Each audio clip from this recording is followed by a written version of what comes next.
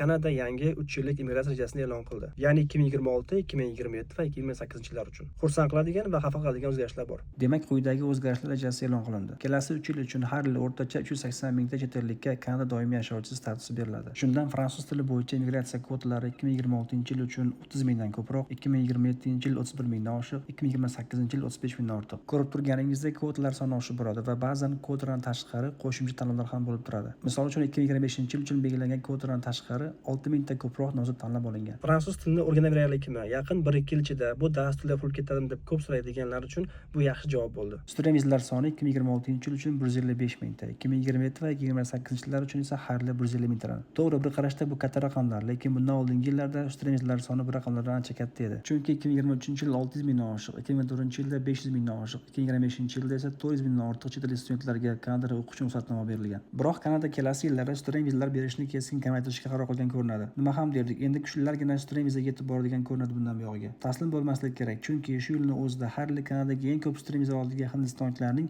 75% arizasi rad qilinibdi. Bu degani, agar ularni olishni istashmasa, demak boshqa millatlarga yo'l ochilishi mumkin. Shunday emasmi? Xulosa qiladigan bo'lsak, fransuz tilini o'rganishni boshlaganlar va boshlamoqchi bo'lganlarning davri keldi. Student viza bo'yicha esa faqatgina kuchli kes egalarigina student vizani olishadi endi.